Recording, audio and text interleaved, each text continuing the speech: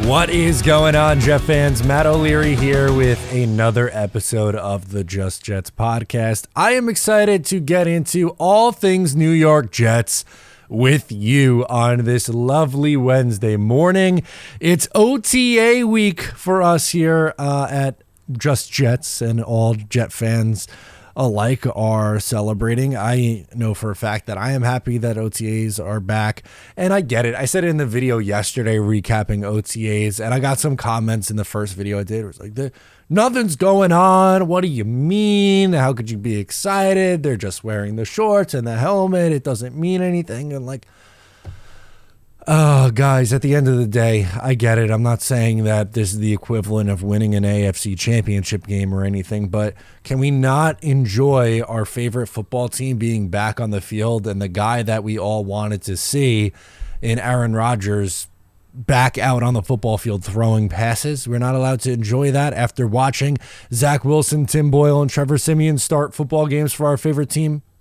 Like, this is the gatekeeping of what's allowed to be excited about versus what's not allowed to be excited about. Drives me nuts with this organization. I didn't want to necessarily start this show off with a rant, but here we are. But two things I want to get into before your voicemails, which feature a lot of different things, OTA related, schedule related. We'll go through the, still some fallout from the schedule in the voicemails, but a lot to get into in this one. But we start with a new role for Robert Saleh that I saw mixed reviews on a new role for Robert Saleh, because word got out back in February, by the way, but then word got out again with Aaron Rodgers talking to the media yesterday that Robert Saleh is more involved with the offense. I've seen two reactions online. One I think is fair, one I think is completely not fair. The one that I think is not fair is the reaction that this is somehow a bad thing, that the head coach is getting more involved. And it's like, well, he's a defensive-minded coach. It just shows that they don't trust Nathaniel Hackett, and there's going to be too many cooks in the kitchen, so to speak. I think that's a little malarkey. I think that's kind of baloney, whatever adjective you want to use or toss out there. I think it's unfair because most of the time, the biggest Robert Saleh critics say that he's a defensive coordinator and he's not a head coach. Well, then what's the difference? The difference is him getting more involved in special teams and on the offense for him to have that well-roundedness to his game. And I think that's something that have held past Jets coaches back a little bit. We'll skip over Gase because that was just a disaster in general. But Todd Bowles, I thought definitely fit that description. Way too involved with his defense, not involved enough in the offense. Rex Ryan, for damn sure. Now, granted, Rex did some really nice things with this team. He had them motivated. The defense played hard for him. And even the guys on offense, like, they liked Rex, but it was Brian Schottenheimer's show here. Like, do we forget that is Brian Schottenheimer running the thing for the New York Jets on the offensive side of the ball? Rex really didn't take control of that unit, and I think that's a big part of his downfall here. So I don't know why it's being looked at by some as like this massive issue that, again, that Robert Saleh is going to be being more involved on the offensive side of the ball. And then the other side of the coin, which I see a little bit more, and I get that side, is like, this is Robert Saleh's fourth year here. Why is this being a talking point now? Shouldn't it have been this way from the jump? And yeah, that's absolutely fair. To anyone who said that on Twitter yesterday, when I was reading, scrolling through, looking for my Jets news and scrolling through and seeing some reaction like that, fair. Really, really fair. One of my bigger criticisms of Robert Saleh, and anyone who is really negative Jets right now, I think for the most part, like, for instance, not crazy negative, but I do the Big Apple Blitz show on Monday and Thursdays with Anthony Rivardo. If you're not subscribed to that channel, make sure to subscribe to Big Apple Blitz. We talk all things Jets and Giants twice a week. It's a really fun show. But he loves the Jets roster and is a little bit down on Robert Saleh as a coach. And I get where those people are coming from. I really do. And one of the examples that you bring up is, well, yeah, the defense is good, but the offense has just been an unmitigated disaster under Robert Saleh. And that's fair because as a head coach, you oversee everything. Where I am with Robert Saleh now hasn't really changed. Like, again, if at the end of the year, Joe Douglas and Robert Saleh lost their job last year, they didn't, clearly, as we're here now in May talking about them getting ramped up for the new upcoming 2024 season. It wasn't a move that I would have made, but if the Jets did it, I wouldn't feel, I said it at the time too, you can go back and watch it, I wouldn't feel any sympathy for them because of how they've handled some things. But my overall official looking at Robert Saleh in 2024, I think he has a lot to prove still, but I am willing to give him this leash, right, in 2024, and it's a short one because he's dealt with just absolutely horrific quarterback play for this team. And if we find out at year's end that this is in fact a good roster and it is Robert Saleh who is holding them back, then okay, but I don't think there's any way to know that right now. I don't know if we can clearly say that Robert Saleh is holding this team back. Would I quantify him or qualify him as a great head football coach? I can't, because I simply, through 3 years, I don't know. I do not know. I think he has a really great defensive mind. I think the defensive staff is awesome. I think he leaves some things to be desired with some of his decisions on the offensive side of the football and just in-game decisions. And he has some head-scratching quotes during the week up at the podium. And I also think he's kind of unfairly propped up there as the voice of the team as the head coach. And we never get to hear from Joe Douglas, who speaks like 3 times a year. So Saleh ends up, or the coach in general, ends up being kind of the fall guy more often than not. But I don't think it's fully fair to just be like, we know for certain Saleh's not the guy. Can you have doubts about Robert Saleh? Yes, I think it is absolutely legitimate to be like, hey, Matt, or hey, whoever I'm talking to. I don't know. I'm a little bit worried about the Jets this year because of the coaching, especially with the head coach on the offensive side of the ball. And I would say to you, okay, that is a fair criticism. The argument that the Jets aren't going to be any good because it's the Jets and just look at the logo and things always go wrong, that's lazy. That's not a fair analysis, because then how do teams like, I don't know, how does Detroit do anything? They were in an NFC Championship game this past year. Like, again, some of those arguments are kind of silly, but I will accept the criticism that we don't know what Robert Saleh is, so I'm worried about that. Does it necessarily mean he's a bum? No, I'm not there.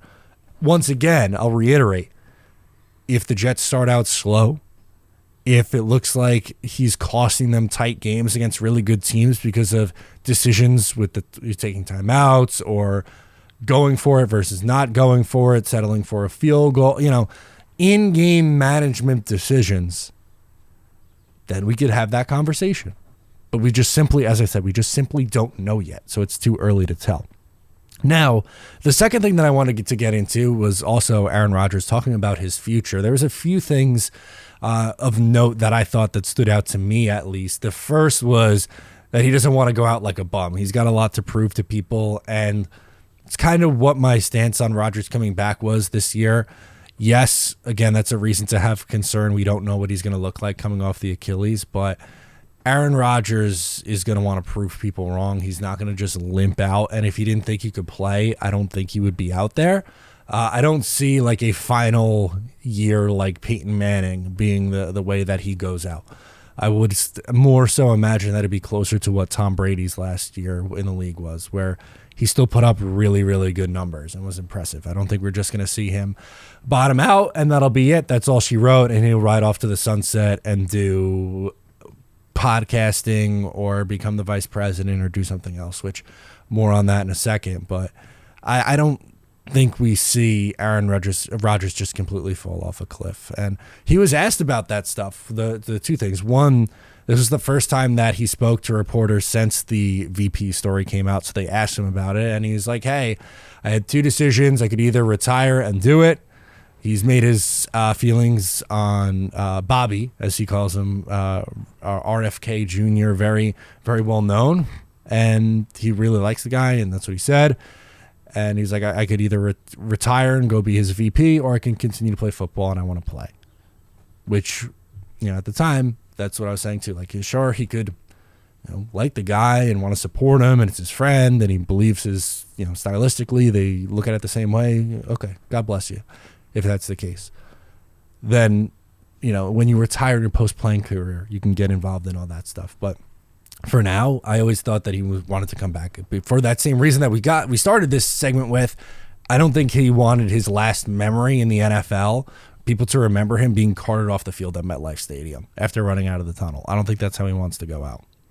And then credit to the media. They pressed him a little bit on the podcast appearances this offseason because he had a comment last year, like the BS in the building, and they pressed him a little bit on it, and he just kind of called it an off-season thing. So I don't anticipate him being on a bunch of podcasts throughout the week in season. Now, granted, he does go on with Pat McAfee every Tuesday, right? Aaron Rodgers Tuesdays, and there was some controversy with that at the end of the year. I don't want to rehash all that stuff. It's not anything that I'm really interested in doing. I'll just say that I hope he, kind of just keeps those stories at a minimum. I don't want those appearances to become weekly stories and then Saleh be asked about it the next day. And do I enjoy watching him break down football? I do. I think he's a very smart football player, knows the game really well. I appreciate the players' insights, and he's close with Pat, so he kind of opens up a little bit, which is cool. But I just don't want to go through the year and be like, hey, you got a big game against Buffalo. You went to London, you come back, and then we got a story come out. It's like, well, Aaron Rodgers said blah, blah, blah on the Pat McAfee show, and that's a big story. It's like, well, just focus on the main thing. Keep the main thing the main thing. Isn't that the famous Robert Saleh quote? So, again, those were really to me, the big sticking points from Rodgers is his, I guess, press conference, if you want to call it that. But a lot of players spoke to the media. Media's first time there. Practice number 1 was on Monday. Media was not present for that, so we didn't get any stats. But Rodgers was cooking it up yesterday at OTAs. So that's really what I'm looking forward to seeing, is a pissed off Aaron Rodgers wanting to come out there and prove people wrong. That I am very on board with, and hope we see a lot of that in the 2024 season. But with that, I think it's a good point to jump into your voicemails. As I mentioned, we're going to go through a bunch of different things, whether it's the schedule or record predictions and the roster, OTAs, the whole thing. We're going to start, though, with our guy Jerome in Georgia, who wants to talk reactions to the schedule. All right, let's start us off.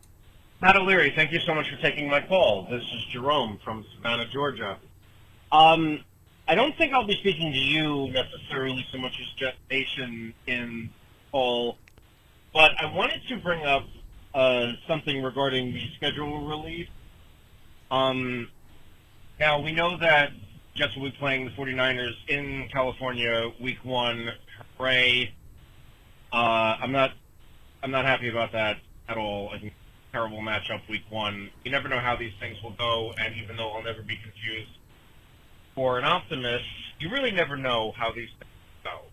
I like to make jokes about how the Jets are going to win, 4 games this year, but the truth of the matter is, realistically, they've got a good enough roster to really put together a good run this year if all goes well. My goal is not so much for that so much as the reactions to this schedule have been juvenile, and especially one in particular. I don't even want to say his name, but Tyson on Talking Jets brought this up, and I don't know if I have seen anybody else mention it. One of the ESPN talking heads said there needs to be some sort of investigation into Aaron Rodgers playing because this is a Monday night game, and he was just apoplectic about the worst case scenario unfolding, and why me, he sucks. Fucking throw a dick, bro. God damn it. Look, the media, especially mainstream media, is almost 100% performative, particularly in politics, but I know you have to do politics on the show. So sticking just to football, These individuals are not paid to be intelligent. They are paid to be down market mouth breathers, appeal to uneducated, uninformed, reactionary morons. Anyway, I'm running out of time here, but I don't know. That's just what I wanted to say. Find this call helpful, please use it. If not, I understand. Let's just try to be hopeful that something good will come from this season, in spite of the rough start. Thanks, Matt. Yeah, I understand can I try to sell you on the 49ers? Because while I fully admit I would not, like, if I had a choice of the 17 games that the Jets have on their schedule, would I have chosen the 49ers to be the team that they play out of the gate in primetime on Monday night? No, that's not my style. That's not my game. But the 49ers, in years gone by, over the last few years, normally tend to struggle out of the gate. Last year was the outlier where they started 5-0, but this is a team that usually hits their stride in November, December, get hot going into the playoffs, and then go on their run. In the regular season, Rodgers has fared really well against them, and that is definitely a positive. In the playoffs, not as much. He's struggled against the 49ers in the playoffs, but just the doom and gloom. And if they lose that first game, like, you kind of get your hardest game on the schedule out of the way too. So I'm okay with it. Again, am I celebrating, saying it's the best thing ever that they're playing the 49ers in week 1? No, but do I think it's a catastrophe, that it's a brutal start? Also not really, no, because from weeks 2 to 5, the Jets have it pretty good after that. We can pull it up now because I'm trying to remember off the top of my head. You got Tennessee in week 2, New England, the Broncos, and the Vikings in the first 5 weeks of the year.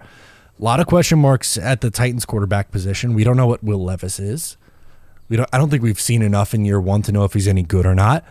Patriots may be starting a young quarterback in Drake May. The Broncos have Bo Nix, Zach Wilson, or Jared Stidham at the quarterback spot. And for the Vikings, they have either Sam Darnold or J.J. McCarthy. If the Jets defense is as good as we think it's going to be, there's no reason that they can't be in any of those games and win all. They should win those games. In their first 4 games, I'd be upset if it's anything less than 4-1, or first 5 games. We'll throw the Buffalo one in there, and say 4-2 through your first 6. I'd be happy with that start to the season. Hopefully better than that. I would hope they're freaking 6-0. That'd be great. But I'm not ruling the Jets out against the 49ers, even though it's not the best of matchups on this one. Nick from Jersey's up next. He has some thoughts on the 49ers in week 1 as well, so we'll do that. Hey, Matt O'Leary and everyone. It's Nick from Jersey. Just wanted to call in and give my thoughts on the week 1 opponents. I personally think that the defense is going to be a focal point of the game, as I just saw you and Ryan talking about. It's going to be very low scoring, running the ball, which I really agree with. But we have 2 of the most dynamic running backs currently in this game, in Brees and McCaffrey, which is obvious.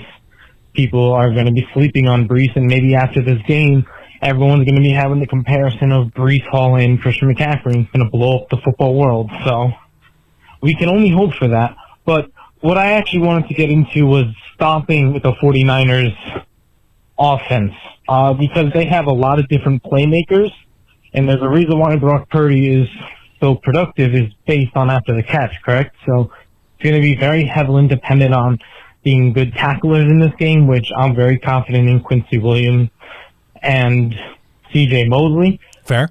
Stopping the run I'm higher on Kinlaw than most.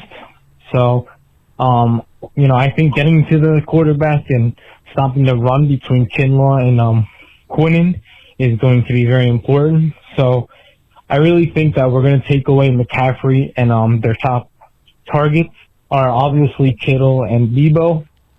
Taking away Kittle might be a little harder for focusing on the run, so I expect a big Kittle day, unfortunately. And I think we're willing to take that risk if we take away a McCaffrey and a Debo Samuel, because we're focusing on their movement and where they are. I also think it's important that Sauce Gardner does not shadow a corner in this game. Due to Debo moving around could cause them to put Sauce Gardner out of position. So let me know what you think about all that, Matt. Sorry it's a lot, but I really think that the 49ers offense has a lot. So let me know what you think, and thanks again for taking my call. Go Jets. Thank you, Nick, for calling in. Yeah, and you're right. The 49ers do have a lot because it's so easy to say, oh, you sell out to stop the run against Christian McCaffrey. Well, okay, they have Ayuk, Deebo Samuel, and George Kittle, who are all pretty damn good. And they just took a wide receiver, Ricky Pearsall, who I really liked a lot. I didn't like him as a first-rounder. I thought that was probably a reach, but that's still you go three, feel pretty comfy at 3 wide. You have a top 2 tight end in the sport, and you have the best running back and a good offensive line. They're dangerous, so it's easier said than done.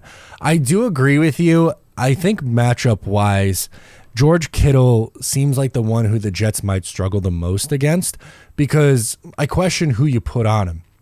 Could it be Sauce? They did that in Sauce's first ever game against Mark Andrews. If you remember, he had a really nice pass defense in that game, pass deflection against them. So maybe we see a little bit of Sauce on him. You could go with a Chuck Clark or Tony Adams, but maybe Quincy, because of his speed, keeps up with him. It's going to be a challenge. It is, which is why in my predictions I had that game as a loss, but that's not like I'm not sitting here and telling you that the Jets, they're getting blown out by the 49ers. They don't have a chance. That's crazy town. If they are to win the game, I think they're going to have to win the turnover battle for sure, which Brock Purdy against elite defenses last year wasn't at his best, and they might need a big special teams play, which special teams is going to be a big difference in this season versus more recent years gone by because some of the rule changes. I think we should be excited for the matchup because it's kind of like, again, it's your hardest game right out of the gate, and if you want to be a legit contender, if you want to view yourself as a Super Bowl contender, you got to beat the best. Thank you, Nick. Let's go to Max, who is also calling in from Jersey. Hi, this is Max from Homeland, New Jersey. And here's my thoughts on the Jets' schedule and analytically how many games we won. So, first game of the year, Jets play the San Francisco 49ers. And the 49ers had like one of the best offenses in the league. So I think the Jets are going to lose the first game because the defense is one of the best. The Niners defense is one of the best in the league, and the offense is one of the best in the league. Week 2, I think the Jets are going to win this game. And the reason I say this is because the Titans' offense isn't that great. I mean, Will Levis is the quarterback. And then week 3, we play the Patriots. That's going to be a win, in my opinion, because Drake May is like very inexperienced, and our defense can capitalize on interceptions. 4th week, we play the Broncos. I think we can easily win this game. If Zach Wilson's starting, I think our defense could pick off Zach Wilson, 4 or 5 times because Zach Wilson's horrible. 5th week, we play the Vikings. And this is an interesting game. Either it could be a Sam Darnold's revenge game. Sam Darnold plays against his old team, or J.J. McCarthy starts. So it's May, so we wouldn't know, but it maybe gets to game time. So that's going to be a win. So we're starting the season all 4-1. Week 6, we play the Bills. I think we're going to lose to the Bills. I think Josh Allen's a very good quarterback. But the next week, we beat the Steelers, so we're probably going to sit at 5-2 through 7 games. And then Jets Patriots. I think we're going to beat the Patriots, so we're going to sweep the Patriots this year. Nice. Which will get us to like 6-2. Then we play Texans. I think we're going to lose that game, so 6-3. We play Cardinals on November 10th, so I think we're going to win that game 7-3. We play the Colts on Sunday night, win 8-3. Seahawks, I think we're going to lose that game, so we're going to go 8-4. Dolphins, I think we're going to lose that game, 8-5. We play the Jaguars. I think that's going to be a win, so we're going to go 9-5. Rams, Jets, I think the Rams are going to win. So I think like around like 10-6. Jets, Bills, probably lost like 9-7, and then we played the Dolphins week 18. Win or go home. So I think the Jets are going to win around 10, 11 games this season. What's your thoughts on this, and go Jets? Yeah, I think for me, and I appreciate you going through game by game and saying which ones you think they're going to win and lose. I don't think they get swept by Buffalo. I think they split. I have them at 11-6. 10, I think the floor is 10 and the ceiling's 12. If they do more than that, I would look at that as a massive hit, a massive win. I hope they do. I hope they win like 15 games that year. That'd be freaking awesome. But I think there's going to be some tight games that they don't win. So that's why I'm kind of splitting the difference between both ends of the spectrum. I think 10's a little bit on the lower side. 12 is doable, but I think a touch optimistic. So I'm splitting the difference.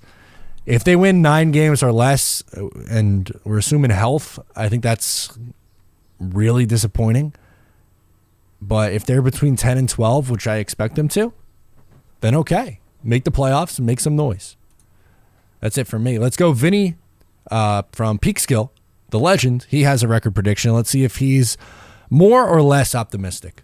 Hey, Matt J from Peekskill. What's up, Vinny? Al, I want to talk about the schedule.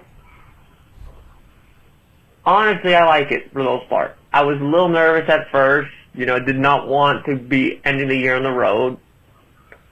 But once I saw that flip, that's perfect, because there's no way in hell that Tua is going to win a game in the frigid colds of MetLife in January. But, most of that, what I really like is, obviously, our Thursday night games, which we get 2 of, are both home games. That's good. Yep. Like I said, yeah, and then, sure, you start the toughest game of the year against the Niners, but, a lot of times early in the year, a team like the Niners doesn't, get off to the right foot. So, maybe you can catch them off guard a bit. Then, like I said, you get that whole stretch where you're facing nobody quarterbacks. I'm not really that scared of Will Levis. I'm not really that scared of Jacoby Brissett or Drake May. I'm not scared of Bo Nix. I'm not scared of Sam Darnold or J.J. McCarthy. And then we got Josh Allen, which, so for the most part, we've gotten the better of him in most recent years.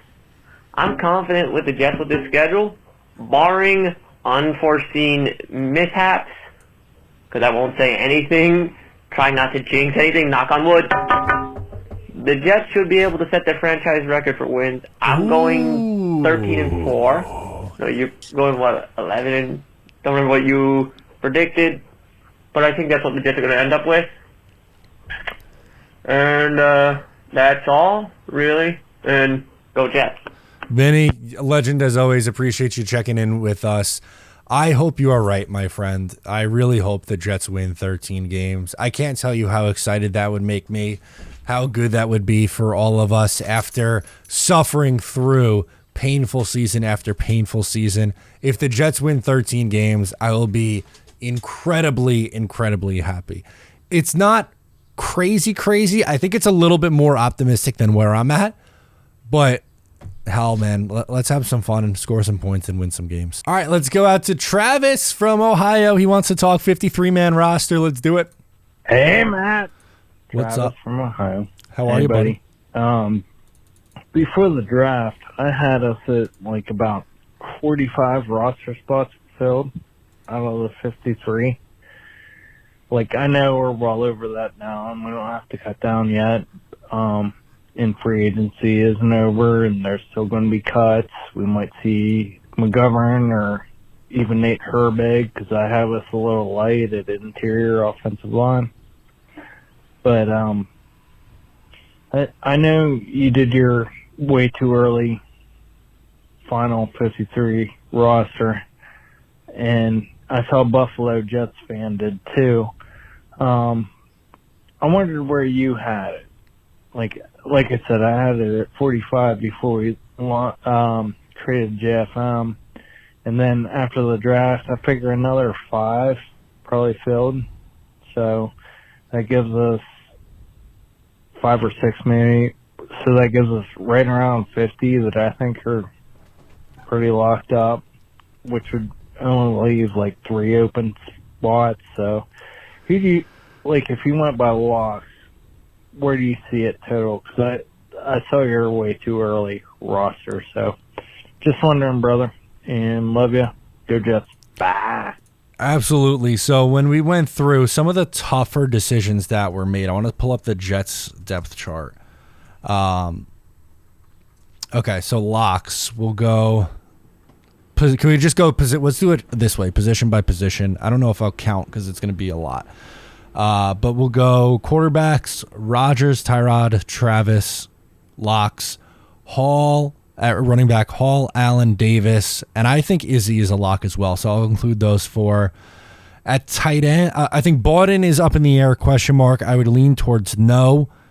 At tight end, Conklin and Rucker, definites. Yeboah, Kuntz, I think fight for that third spot. Offensive line, we'll go starters first. Smith, Simpson, Tippmann, AVT, Morgan Moses, Carter Warren, Wes Schweitzer. That's 7. Olufashanu is 8. And then you got guys like Mitchell, Newman, Glazer, Hansen on the bubble there. I think they end up carrying 10, but maybe, they could add someone in free agency, as you mentioned. But if we're sticking with the guys that they have, apparently Jake Hansen they like a lot. We'll see if that sticks. Wide receiver, Mike Williams, Garrett Wilson, Malachi Corley, Alan Lazard are the locks at 4. Beyond that, I would think that Irv Charles is also a lock because of his special teams prowess. And then it's kind of between Gibson, Brownlee, Malik Taylor for my best guesses of who gets those last spots. And again, it's dependent on if you want to carry 6 or 7. In mine, I had the Jets carry 7 with both Brownlee and Gibson making it. Defensive side of the ball, defensive line, there's a lot of names here. So JJ, Kinlaw, Williams, Reddick, McDonald, Thomas, Fotu is 7. Then you have guys like Michael Clemens, Tanzel Smart, Bruce Hector, Jalen Holmes, Leonard Taylor, Eric Watts, Braden McGregor. I think they carry 10. I think Clemens is on the bubble. There's a chance he makes. I had him on the outside looking in, but if he made it, that's not the most surprising thing in the world. That was one of my more hot takes. Linebackers, I think they'll carry 5 with Williams, Mosley, Sherwood, or maybe 4. I had Surratt and Barnes, but maybe do they pick one? Iguavoen, I think he made it last year. I'm pretty sure he did. He got a little bit of a run. Corner, Gardner, Reed, Carter, your starters. Isaiah Oliver's moving to safety, so put him in with the safeties. But you have Eccles, Bernard. No, not Bernard Converse. He's probably going to be listed as a corner also. So we might have to find another safety corner somewhere if Isaiah Oliver ends up where he's going to be a safety. But I had Adams, Reed, Bernard Converse, Jalen Key, Davis, and then Morstead, Hennessy, Zerloin. So there's a lot. Moral of the story, as Travis is pointing out, there's not a lot of wiggle room, but I think it's going to be very tough to make those final, we'll say somewhere between like 5 and 6 decisions with guys like 48 to 53 on the roster. PG from Long Island's up next. He wants to get into, last week we did a way too early 53-man roster, so good segue from Travis to PG. But this time he wants to do too early Saleh Douglas debate. Okay. Hello, Matt O'Leary. PG from Long Island here. A couple things. First of all, kudos to you for your scoop on the 24 schedule. I saw you on Boy Green. Thank you. I heard you on Boy Green. Good job. Also heard shout-outs from you from Play Like a Jet and Locked On Jets and others. So good for you. Good job. Second thing is, last week we talked about the way too early 53-man roster. I want to talk about the way too early debate on, depending on how the season goes, does, Douglas and Saleh both go, or do we actually keep Douglas and let Saleh go.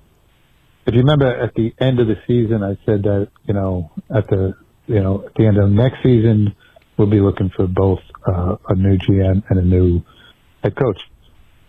Change that. I think that Douglas has done a great job this offseason. Deserves at least another year, if not more. Nobody could have expected the job he did with the offensive line. He's just done a great job. It's a great roster. If you remember now, when I talked about Saleh, I said that he was all gas bag, no clue. That's funny. It's so funny. Maybe a little harsh, but the fact is that's what he's been. And, he has a chance to improve this year, to prove me wrong. But, I can see a scenario where we have a decent season, but we get blown out by Miami twice because we get out-coached, or we, only win 9 or 10 games because, as always happened in Saleh's tenure, there are games we just don't show up for. Or even if we make the playoffs, and then we run into Mike Tomlin or to Andy Reid, and they completely out-coach us in the playoffs, and we get blown out, even with our roster. So, we have a small window here with this core of players that we have that can actually compete, and we can't just keep letting it go away because of the, of bad coaching. So anyway, listen, way early to debate, like I said, but people have been talking about it, and sure. I wanted to get your thoughts on it. As always, Matt O'Leary or Scoop O'Leary, go Jets. Thank you, my friend. Appreciate you checking in, PG. It's going to be really interesting, and it's kind of something that I spoke on in the open with my thoughts on Robert Saleh getting more involved with the offense. But I have to give you a lot of credit because you brought up a point that I completely missed. That is another very big critique of Robert Saleh. They have not gotten up for big games in each of the last 2 years. And the examples that jump out to me are, well, you could even go Jacksonville, but let's skip the Jacksonville game for now because that could even be number 3. But essentially elimination games was the game against Seattle in 2022 where the Jets got their doors kicked in. Jets, Seahawks, let's see the final score in that game. Score 2022. I don't remember off the top of my head. 23-6. 23-6 in a must-win game to keep your hopes alive. They were slim hopes, but to keep the hopes alive. And then Jets Dolphins. What was it? 30-zip. I want to get the right one to share with you. 30-0. I was right. On December 17th, 30-0. So they were outscored a combined 53-6 in those games. If that happens again, where you make the playoffs, let's say, and you insert I don't know, maybe they slightly underachieve. They win 10 games. They're a wild card. They got to go to Cincinnati or Kansas City in the first round of the wild card game, and they lose 35-10. Then yeah, then we're probably okay, that's not good enough here. But I'm going to take a cop-out answer on you, PG.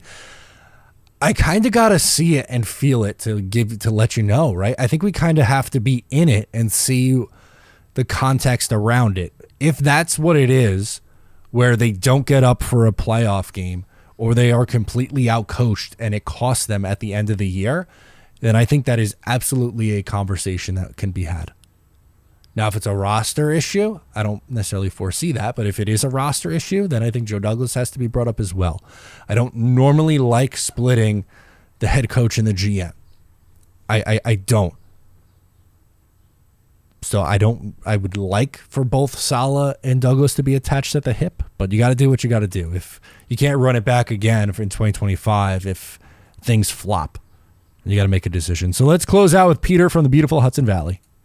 Hey, Matt. That's Peter from up in the beautiful Hudson Valley calling in this week in regards to OTAs. It's good to see the Jets as a unit back on the field, again, even if it's in shorts and such, short sleeves, especially considering this summer preview we're getting this week weather-wise.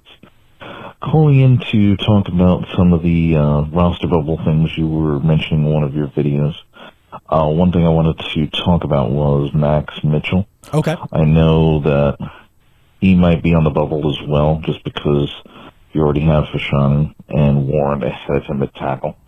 And I think I had mentioned in previous calls that, I hope that he gets reps at guard, more so than just him being thrown in there last year for that one game.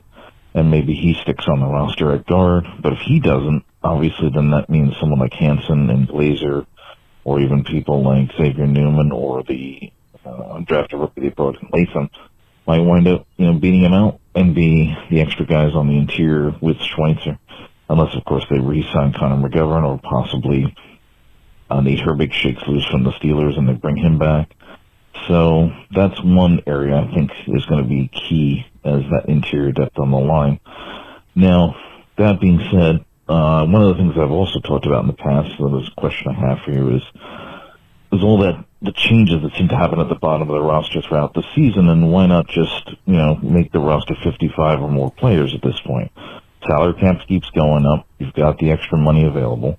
So instead of all this manipulation where, you cut a few guys and they end up on the practice squad and back and forth throughout the season, and they're, key special teamers and things like that, why doesn't the NFL just get it through their thick heads, especially if you're going to add an 18th game to the season, to just make the roster a little larger so you have the extra player flexibility every week, especially with injuries, especially with the things that happen throughout the season. So I just wanted to know your thoughts if you think they'll eventually expand the roster, especially if they're going to wind up playing an 18th game in the season. And one of the things I hope that they decide to do if they play an 18th game is have an extra bye week, and also hopefully eliminate many, if not all, of the Thursday games besides Thanksgiving. Yep. So let me know your thoughts on those things, as well as what I was mentioning with Max Mitchell. And as always, go Jets! Thank you so much for the call. As always, my friend, I think I think if they are going to expand it to 18 games, they absolutely have to add a second bye. I can't stand all the Thursday games. The tradition on Thanksgiving, I'll give you, but do they need to play on a Thursday night in October? Not really. It's a money grab.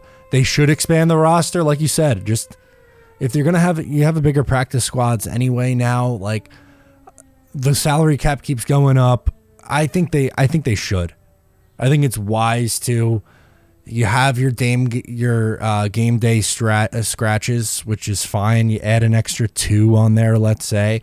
They tried to do that with the emergency quarterback rule a little bit, but I don't think you should be penalized for a roster spot for it necessarily. I'm good for the expanding on the rosters. I think that's a good one. And for Max Mitchell, I really don't know what the Jets are going to do with him. He had a very tough second year. And a part of me wants to give him some benefit of the doubt, but I just don't know how much better he can get this year. Maybe they want to play him inside. They did it in the Chargers game last year, and it wasn't really all that pretty. But with Carter Warren and Olu Fashanu here, I don't know how much wiggle room or how much ability he's going to get at tackle. I think, them drafting Olu is a big indication of their feelings on Max Mitchell. They probably just view him as, frankly, a fringe roster player guy, but can he be salvaged on the interior?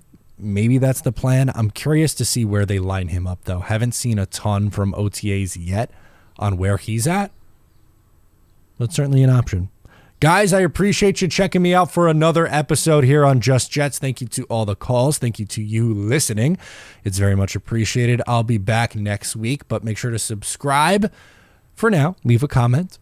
If you're on YouTube, leave a review. If you're audio only people, don't worry. Be back next week. If you're on YouTube, stick around for daily New York Jets coverage. Thanks again. I'm Matt. I'll catch you next time.